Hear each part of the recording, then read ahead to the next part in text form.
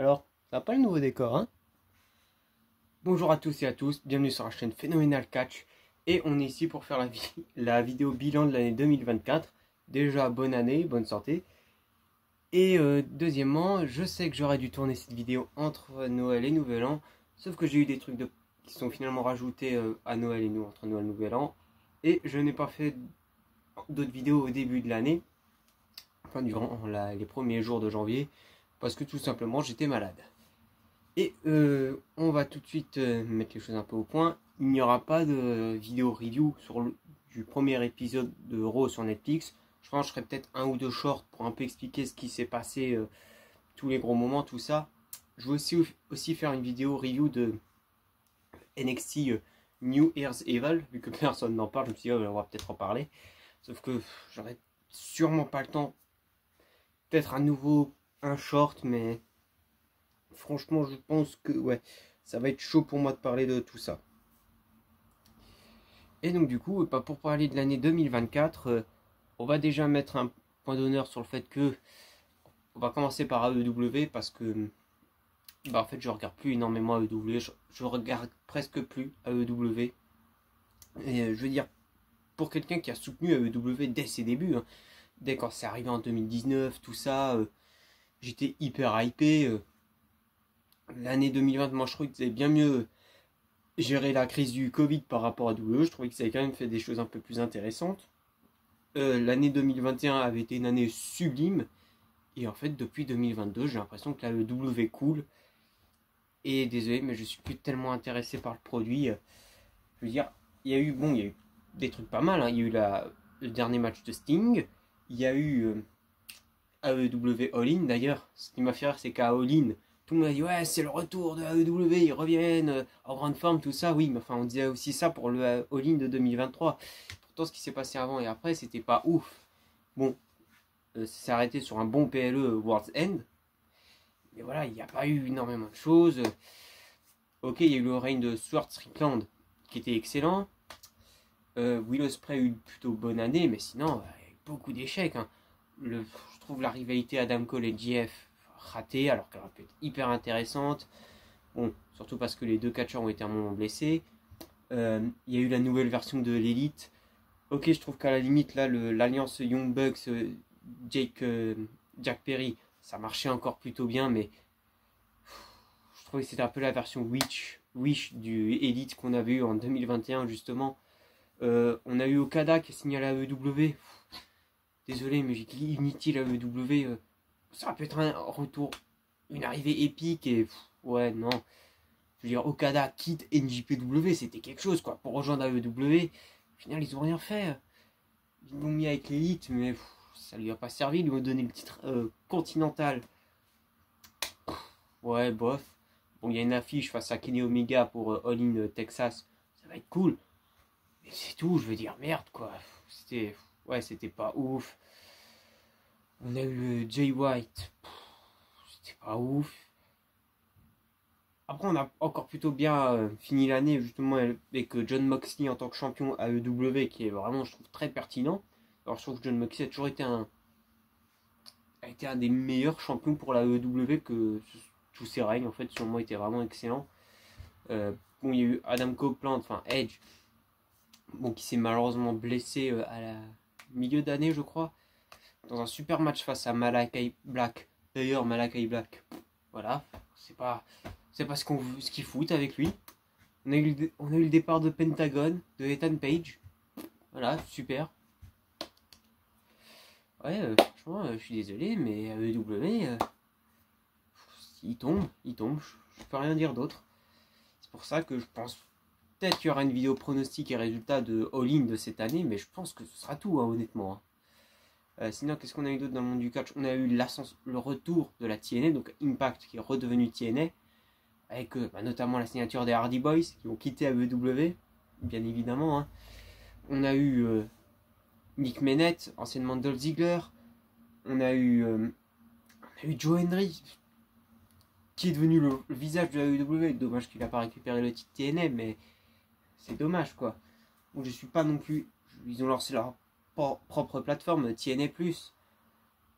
faudrait quand même que je suis un peu plus TNA, je les suis, mais pas non plus énormément. Faudrait que je m'y remette à fond. Ça pourrait être très intéressant. Sinon, après, j'ai pas suivi tout ce qui s'est passé dans le catch indépendant. Et les autres fédérations, même pareil pour NJPW, mis à part que leurs gros noms sont barrés, bah, Okada, Jay White, Ospreay, pour aller chez AEW.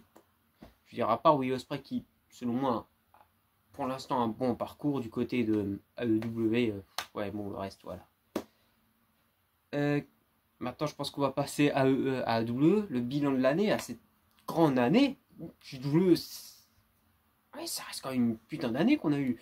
On a déjà eu un plutôt bon Royal Rumble.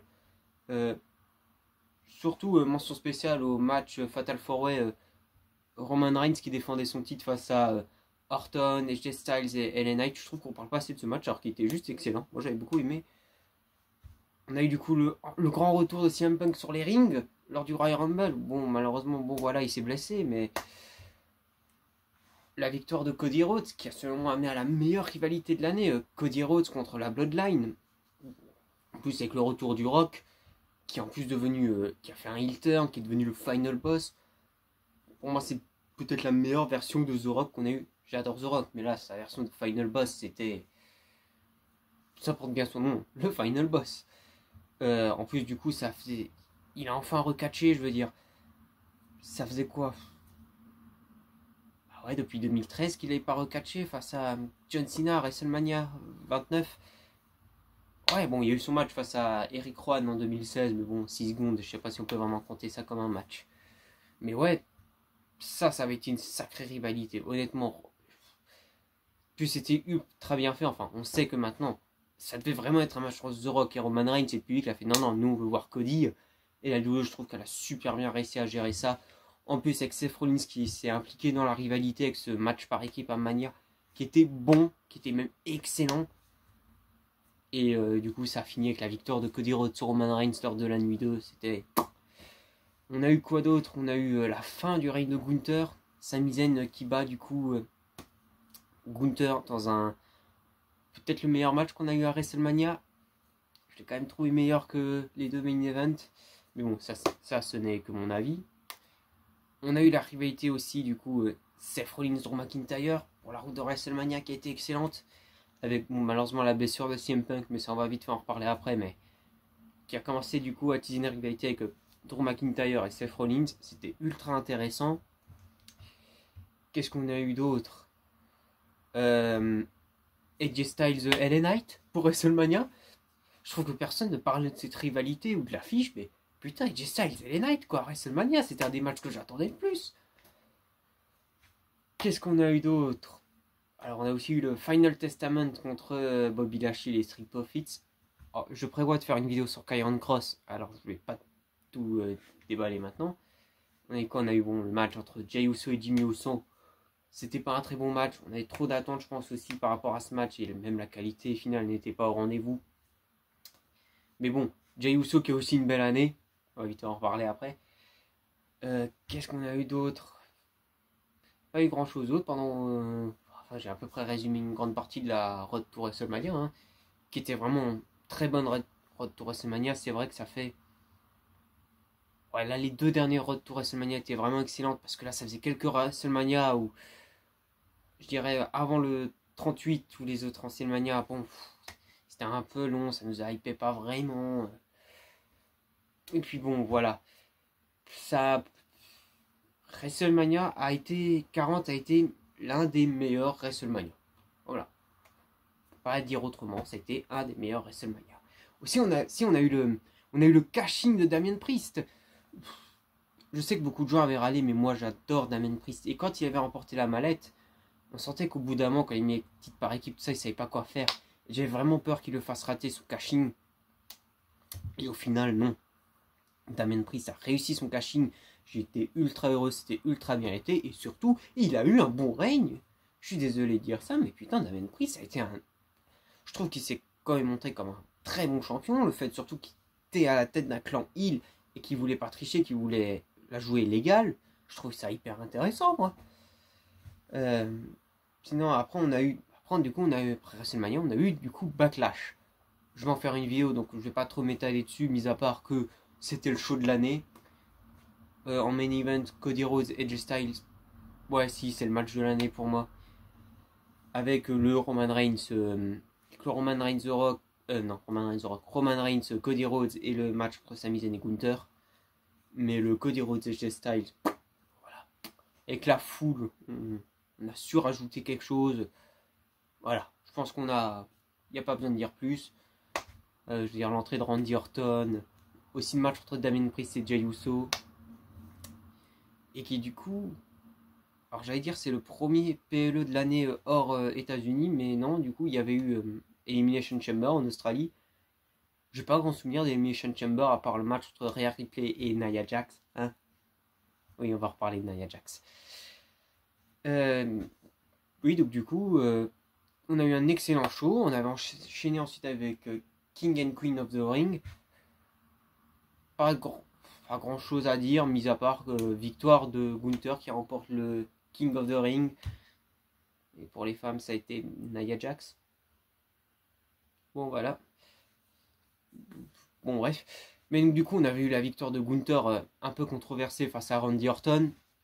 Pour moi, il n'y avait que lui qui pouvait remporter le King of the Ring. Enfin, à partir du moment où ils l'ont annoncé, parce que pour moi, le fait quand ils l'ont annoncé, je dis, ouais, bah, clairement, ok, c'est lui qui va gagner. C'est un peu con, mais bon, on va être d'accord, c'était quand même lui qui était le seul, selon moi, le seul qui pouvait remporter le King of the Ring. Ensuite, on a eu Clash of the Castle. Et c'est là où je trouve qu'on est tombé. On a commencé à voir que les PLE à l'étranger, ça pouvait être bien, comme Backlash, tout ça, et des fois, ça pouvait ne pas être bien. Alors, on était, je pense, tous très excités par rapport plutôt à la carte de Backlash, surtout que ça se passait du coup en Irlande, si je ne me trompe pas. Oui, en Irlande. Non, en Écosse, qu'est-ce que je raconte? Pas en Irlande, en Écosse. Et sachant que les foules écossaises sont quand même réputées pour être très bons, on se souvient du Backlash qu'on avait eu au Pays de Galles il y a 2 ans, qui était juste magistral avec une ambiance incroyable. Et là, putain, ça avait été un pétard mouillé. Un pétard mouillé. Surtout qu'il y a eu plusieurs catcheurs et catcheuses écossais, je veux dire, durant. Je veux dire, le seul truc qui a été chouette, quoi, c'était l'entrée de McIntyre. Mais sinon, putain, le reste du PLO, on s'est fait chier, quoi. Il y avait une super rivalité entre Cody Rhodes et AJ Styles. On parlera un peu de tous les règnes en fin de vidéo. Mais ouais, excellent match. Enfin, un peu décevante, mais je trouvais que ça restait quand même un très bon match. Et ouais, le main event, pétard mouillé, quoi. Intervention du coup de CM Punk qui avait aidé du coup Damien Priest à conserver. Ça m'a un peu fait chier que McIntyre perde devant son public, mais je trouvais que c'était plus ou moins logique par rapport à la rivalité, tout ça.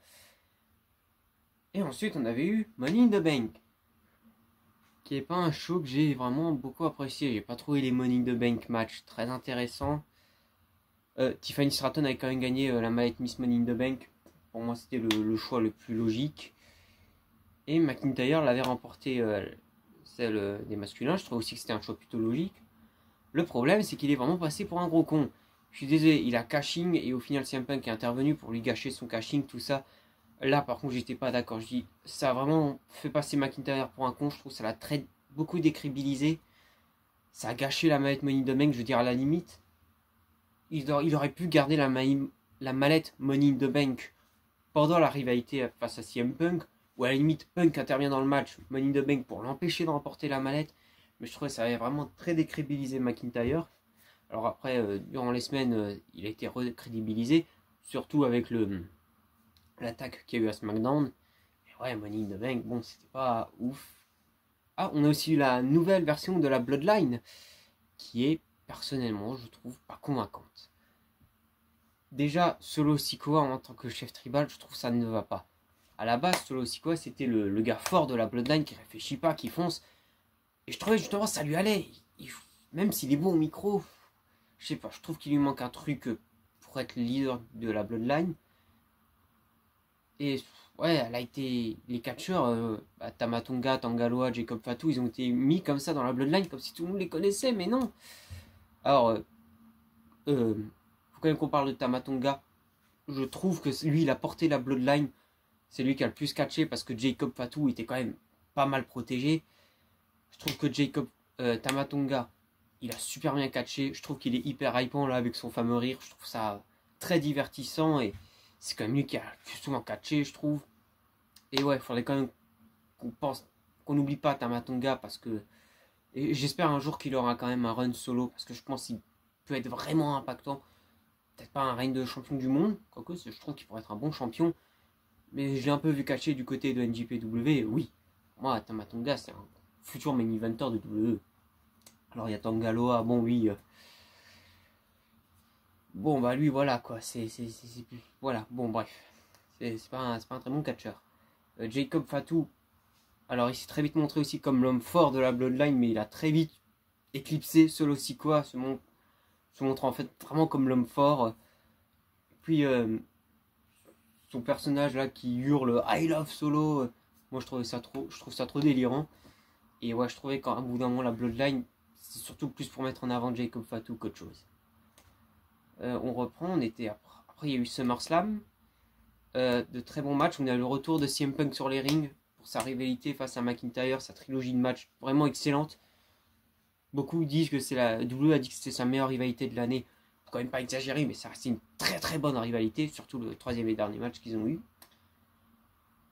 Il y a eu Damian Priest contre Gunther. Damian Priest qui a perdu du coup son titre face à Gunther. Ça a lancé le super règne de Gunther. En plus, avec Finn Balor qui trahit Damien Priest, le changement qu'il y a eu dans le Judgment Day. D'ailleurs, ça me fait penser, j'ai pas pensé parler de Liv Morgan qui a récupéré le titre. Voilà, j'accroche pas avec Liv Morgan en tant que heel. Je sais pas, je trouve que ça marche pas. Je trouve qu'elle a pas une tête de méchante, je trouve qu'elle a une tête de gentil. Et puis bon, la rivalité avec Rhea Ripley, ça dure. C'est tiré en long et en large. Même si je trouve que l'association Liv Morgan-Dominique marche plutôt bien. D'ailleurs, justement, Dominique trahit aussi Rhea Ripley. Donc, Damian Priest et Rhea Ripley sont du coup hors du Judgment Day maintenant. Ça a été très surprenant. Plutôt bonne idée, même si on voit après ce qu'ils ont fait du Judgment Day. C'est très dommage. Qu'est-ce qu'il y a eu d'autre durant SummerSlam? Il y a eu Cody Rhodes contre Solo Sikoa. Pour moi, c'était inévitable que les deux allaient se taper à SummerSlam. Le problème, c'est qu'ils avaient débuté la réalité avant Money in the Bank et je trouvais que ça avait été aussi tiré en long et en large. C'était très dommage, surtout que le match n'est pas ouf. Alors, on a eu finalement le retour de Roman Reigns. On savait tous qu'il allait faire son retour à SummerSlam et confronter Solo. Et que ça allait lancer une rivalité pour le meilleur et pour le pire. Ensuite, on avait eu quoi d'autre après SummerSlam? On avait eu Bash in Berlin, oui. Là, encore une fois, tout le monde disait que ça allait être un super PLE. Enfin, Bash in Berlin, j'avais eu l'impression que l'ambiance, elle a fait oup. Genre, lors des 3 derniers matchs, ouais, ça a pris quoi. Les 2 premiers, le public était. C'était que le public était mort. Après, on a eu le match. C'est d'abord le match avec CM Punk, je crois. Ou non, le tag team match. Le tag team match mixte. Damien Priest et Rhea Ripley contre Dominic Mysterio et Liv Morgan. L'ambiance était là. Le match était sympa, mais sans plus. On a vu le super strap match entre CM Punk et Drew McIntyre. Aussi excellent les deux. Surtout qu'en plus à SummerSlam ils avaient fait gagner McIntyre. Il fallait absolument le faire gagner. Là ils ont fait gagner Punk et je trouvais ça plutôt logique pour mettre un troisième match pour dire voilà il y a un partout. Et on avait eu un match entre Cody Rhodes et Kevin Owens. La réalité était horrible. Heureusement que Kevin Owens a fait plus tard son heel turn, mais ouais. Faut pas se mentir que le règne de Cody n'était pas non plus ouf. Hein. Il est très bon champion, mais bon, on en reparle comme dit fin de vidéo. Voilà, avec l'arrêté du coup, ça a commencé avec le premier match face à Kevin Owens et on sent que c'était long. On l'a longuement attendu son heel turn.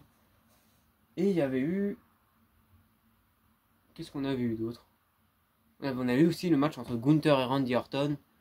Très bon match. Pour le coup, là, il y avait une vraie ambiance dans le public. Mais voilà, une grosse déception concernant Bash in Berlin. Dommage, c'était quand même un peu long, on attendait beaucoup. Et voilà, grosse déception. Ensuite, on avait eu Bad Blood. Bad Blood, donc ce grand PLE qui faisait enfin son retour. On a eu un super opener, plutôt bon main event. Et le reste, c'était bon, la review est disponible sur la chaîne, hein, c'était la première review d'un PLE hein, qu'on a fait, parce que oui, entre temps j'ai lancé cette chaîne, à la base c'était juste pour publier du coup l'intro de SmackDown à Lyon, et puis bah oui, Bad Blood a été la première avec 3 semaines de retard, mais j'avais quand même fait la review. Et ça, du coup, à partir de là, les résultats de tous les autres PLE sont sur la chaîne, donc vous pouvez aller les voir. C'est aussi à ce moment-là que je me suis remis à regarder NXT. Enfin, je regardais un petit peu, mais de loin, de temps en temps. Bizarrement, j'ai remarqué aussi que quand j'ai commencé à faire des reviews, c'est aussi là que j'ai trouvé que les PLE de NXT sont devenus un peu chiants. Je sais pas, les deux derniers là, Halloween Havoc et Deadline, je n'ai pas trouvé ça très bon, alors que on avait eu de super PLE, on avait eu Stand and Deliver, on avait eu No Mercy. Qu'est-ce qu'on avait eu d'autre? Merde. Enfin bon bref, les autres PLE qui sont derrière entre Stand Deliver et No Mercy aussi qui étaient des gros bangers. On a eu Trick Williams qui a absolument porté la division NXT sur son dos. Ethan Page a vraiment été aussi excellent. Il n'est pas resté champion très longtemps, mais il a été vraiment excellent. L'alliance TNA NXT était... Alors ça n'a pas non plus été... ça n'a pas non plus été le gros truc, ça a été fait très subtilement. On va dire qu'ils n'en ont pas abusé. Je pense que c'est plutôt pour cette année du coup qu'ils vont aller plus à fond dans la guerre NXT contre TNA. C'était juste là quelques séances de superstars. Joe Hendry a aussi fait une très belle année du côté de NXT. Alors franchement c'était quand même une très belle année pour du coup NXT. On a eu l'arrivée de Julia qui est très, très bonne hein, dans le ring, on va pas se mentir. D'ailleurs je pronostique que c'est elle qui remporte le championnat NXT Women's à New Year's Evil. On a aussi eu les débuts de Stephanie Vaquez. Pour moi, c'est la révélation de l'année. Sans déconner, c'est la meilleure catcheuse qu'il y a à NXT pour moi. Peut-être une des meilleures catcheuses qu'il y a dans le roster de WWE. J'espère franchement qu'ils dirigent vers une rivalité Stephanie Vaquez, Julia pour le championnat NXT et que Stephanie Vaquez en ressort avec le titre. Qu'on la build bien comme une très forte championne et qu'ensuite elle débarque dans le main roster et elle pète tout. Oui, je suis fan de Stephanie Vaquez. Je pense que vous l'avez remarqué. Après, bah, dans le main roster, qu'est-ce qu'on a eu? On a eu, bah oui, Crown Jewel, la review est disponible. On a eu Survivor Series Wargames que j'ai adoré parce qu'il faut savoir, je suis un fan des Wargames. Ça peut partir dans tous les sens. Tout ce qu'on veut là-dedans, moi j'adore. J'aime bien comme ça de temps en temps quand ça part en cacahuète comme ça. D'ailleurs, je sais pas si j'allais encore continuer à parler de Bad Blood, mais bon, bref, comme dit là. Pour revenir vite fait à Bad Blood, le super opener c'était le match entre McIntyre et CM Punk, le super Hell in a Cell match. D'ailleurs, oui, il y avait aussi Nia Jax qui avait remporté à nouveau son titre féminin. Je comprends toujours pas pourquoi, mais bon, bref. Et l'année s'est terminée. Oui, parce que du coup, bon, bref. Ouais, j'étais à Bad Blood. Crown Jewel, excellent show. Le public saoudien avait super bien réagi. Wargames, très bon show pour clôturer l'année. On a eu Saturday Night Main Event. C'était pas ouf. Franchement, c'était. Je veux dire, le seul truc qui a été utile, c'était le main event entre Cody Rhodes et Kevin Owens. Et c'est surtout parce que Cody Rhodes a ramené l'ancien design du titre. Bon, bref, c'était. Voilà. Bon, j'en parlerai un peu plus dans les vidéos pronostics pour le Royal Rumble. Et puis voilà, je pense avoir plutôt bien résumé, comme dit, le résumé de la fin de l'année. Tout est disponible sur la chaîne. Je vous invite à aller tout regarder. Et pour finir, je voulais un peu parler du coup des règnes de champions qu'on a eu. Parmi les champions NXT, je pense que c'est à peu près parfait partout. Titre pareil, équipe NXT, Nathan Fraser et Axiom ont été des bons champions. Du côté des champions, même du côté de NXT en général, ça a été des très bons champions. Malgré que les deux derniers PLE n'étaient pas au rang, ne m'ont pas plu. Quand même eu de très bons règnes de champions. Du côté du main roster, les championnats par équipe ont été hyper bien défendus. Enfin, ils sortaient d'un super règne Judgment Day et après, point mort. Les titres ont été séparés. Judgment Day a récupéré les World Tag Team, ils en ont rien fait. Là, il y a juste eu les Viking Riders qui ont récupéré les titres. Tant mieux, je pense qu'il faut quand même. Voilà. J'espère qu'ils auront un meilleur règne, tout simplement. Et du côté de SmackDown, il y a eu Ethan Page et merde, Grayson Waller qui ont eu les titres par équipe. Ils n'ont pas fait grand chose, ils les ont perdus face à DIY qui les a très vite perdus, face à Bloodline qui les a très vite perdus, qu'ils ont très vite perdu face au Motor Machine Gun, qui les ont très vite reperdus face à DIY. Voilà, il n'y a pas eu de gros champions du côté par équipe, c'est un peu très décevant. Le champion des États-Unis, il y a eu Logan Paul. Logan Paul est très bon sur le ring, mais champion, non, il était presque jamais là. Il y a eu très peu de défense de titre. Heureusement qu'il y a LA Knight qui l'a emporté. Alors, LA Knight, comme dit, il n'est pas resté champion très longtemps, mais il a quand même très souvent défendu son titre, notamment dans la rivalité avec Andrade et Carmelo Hayes. D'ailleurs, Carmelo Hayes et Andrade, grosse déception cette année. Voilà, ils n'ont pas fait grand chose avec eux. Après, il a perdu le titre face à Nakamura. Pour l'instant, Nakamura, LA Knight, la réalité me plaît, donc pour l'instant, je trouve que c'est un plutôt bon règne. Championnat intercontinental, on ressortait du règne de Gunther, excellent. Sami Zayn a eu un excellent règne et Braun Breaker a eu un excellent règne. En plus, avec Jey Uso qui l'a vite fait récupérer. Oui, il l'a très vite reperdu, mais Braun Breaker est quand même un très bon champion. Les championnats women's, bon, on a eu Io Sky, c'était très bon. Bayley, on l'a pas mis en avant en tant que championne. Ça n'a pas joué à son avantage. Ensuite, on a eu Nia Jax, bon, bref. Voilà. Et même du côté féminin, on a eu Rhea Ripley, qui a finalement dû abandonner le titre. Becky Lynch, qui l'a vite fait gagner.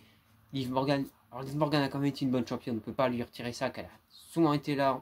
Elle a souvent défendu son titre. Mais bon, la rivalité ne tourne qu'autour de Rhea Ripley. Alors, c'est dommage, quoi. Et pour les championnats mondiaux, alors, déjà, on commençait avec le titre poids lourd. On sortait du super règne de Seth Rollins. Avec la petite victoire de McIntyre, mais bon, qu'il a très vite perdu face à Damien Priest, qui était un excellent champion. Que ce soit du coup dans sa rivalité face à Jey Uso, après sa rivalité face à McIntyre, qui était quand même très bonne. Ensuite, il a une très bonne rivalité face à Seth Rollins, et ensuite une très bonne rivalité face à Gunther. Bon, la rivalité face au Judgment Day, bon, on va pas dire que c'est lui qui en est sorti enterré. Je veux dire, Rhea Ripley et Damien Priest sont sortis très forts sur le Judgment Day, voire même trop fort. Il a eu le droit à un nouveau match face à Gunther lors de Survivor Series. Bon match, mais c'était presque un copier-coller de SummerSlam. Pour ensuite avoir leur triple menace à Saturday Night Main Event. Le match de triple menace entre Gunther, Damien Priest et Balor, que j'avais pronostiqué au Rumble à la base. Je m'attendais à plus venant de ce match. Et ensuite, on a eu les règnes de Roman Reigns et de Cody Rhodes. Alors Roman Reigns, on va pas se mentir, il défendait en tant que champion, à la fin c'était très long son règne, il défendait plus énormément son titre. Et Cody Rhodes, alors la victoire extraordinaire, la rivalité face à AJ Styles, bon il y a eu le petit match face à Logan Paul également à King and Queen of the Ring, mais bon ok. La rivalité face à AJ Styles était quand même super, avec justement la fausse retraite de AJ Styles, tout ça. Pour moi c'était excellent. Et après, il est direct parti en rivalité face à Solo Sikoa et ça a duré une bonne partie de l'année. Je veux dire, ça a quand même amené avec le match par équipe à Bad Blood, qui était, oui, certes bien, mais très long. Il y a eu il y a aussi eu la défense face à Kevin Owens, à Bashin Berlin, et j'ai l'impression qu'ils ont juste. Le match a vraiment juste été. Genre, un placé là comme ça, genre, Cody Rhodes, en fait, il faut que je défende mon titre. Tiens, Kevin Owens, je t'offre une chance. On a teasé un heel turn, finalement, il n'y a rien eu, et finalement, ils ont refait un heel turn, mais genre un mois après. Enfin, j'ai pas trop compris. La rivalité est très bonne, mais comme dit, il a commencé avec une très bonne rivalité face à AJ Styles. Là, il est en train de faire une très bonne rivalité face à Kevin Owens. Et là, il y a eu un pétard mouillé où en fait, c'est que face à Solo Sikoa, on va se dire, c'était pas le titre qui était le plus mis en avant. Et je trouve que c'était ultra dommage. Je trouve que ça tirait vachement une balle dans le pied au règne de Cody Rhodes. Je veux dire, par rapport justement au règne de Damien Priest ou de Gunther, qui sont justement buildés comme des champions qui défendent leur titre et qui voilà, sont les champions, le visage de Raw. Et Cody Rhodes, voilà. Après, je comprends que son règne passe un peu à côté, genre la rivalité Roman Reigns Solo Sikoa. Voilà, de quoi je pourrais parler. Bah justement, belle transition, on peut parler de la nouvelle Bloodline. Comme dit, je n'aime pas cette nouvelle version. Je trouvais que la reformation avec l'ancienne Bloodline est arrivée trop vite. En fait, c'était juste pour caser leur match à Crown Jewel. Pour moi, ils auraient dû faire Roman Reigns et Jimmy Uso contre Tama Tonga et Tanga Loa. Je trouve que ça aurait été mieux. Parce que Jey Uso, en fait, il a trop vite rejoint la team. Sami Zayn l'a aussi, selon moi, trop vite rejoint.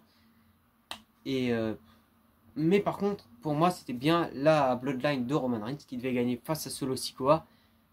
Parce que le problème, si Solo Sikoa allait gagner, bah, Roman Reigns, je voyais pas ce qu'ils allaient faire d'autre avec Roman Reigns. Là, justement, ça justifie un match entre Roman Reigns et Solo Sikoa. Parce que Solo Sikoa, il aurait pu dire, bah non, je vais pas réaffronter Roman Reigns, c'est bon, je l'ai battu. Alors que là, Roman Reigns qui bat, selon moi, Solo Sikoa, ça justifie plus le comportement heel du coup de Solo Sikoa qui veut refaire un match face à Roman Reigns et qui peut amener à la rivalité face à The Rock jusqu'à WrestleMania.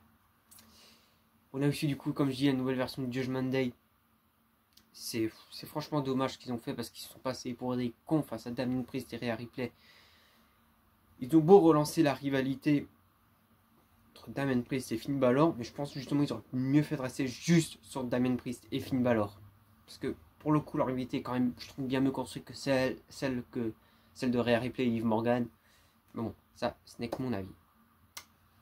Et je crois que je vais terminer cette vidéo pour parler du coup de l'avenir de la chaîne. Déjà, merci à tous ceux qui sont déjà abonnés. Ça me fait très plaisir. Comme dit, j'avais pas... Ah bah, c'était juste pour faire une vidéo. Je pensais pas me lancer là-dedans, tout ça.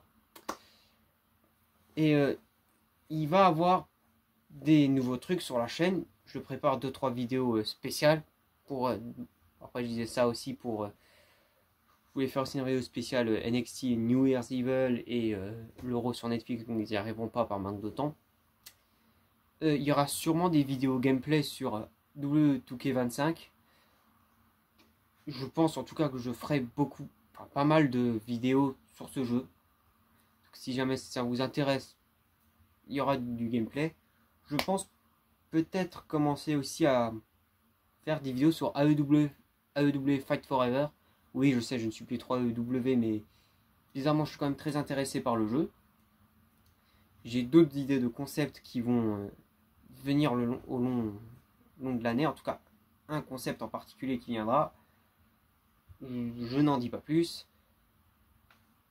Et aussi vous remercier pour les vues aussi que je fais sur les shorts. À la base, voilà, j'avais juste fait une ou deux vidéos comme ça pour parler des news. Et je me suis dit, ouais, bon, ça va pas marcher. Au final, c'est ce qui marche le mieux. Donc, je pense que je vais continuer sur les vidéos news parce que c'est le truc les shorts sur les news. Mais voilà, je continuerai. Il y aura d'autres concepts, comme dit, sur cette chaîne. Du coup, c'était tout pour moi pour cette vidéo. Encore désolé, du coup, elle aurait dû sortir un peu plus tôt. Mais bon, voilà, suite à des problèmes d'emploi du temps et, comme dit, vu que j'étais un peu malade. C'est tout pour cette vidéo. Moi, je vous dis à la prochaine. Si ça vous a plu, abonnez-vous, likez, commentez. Et ciao.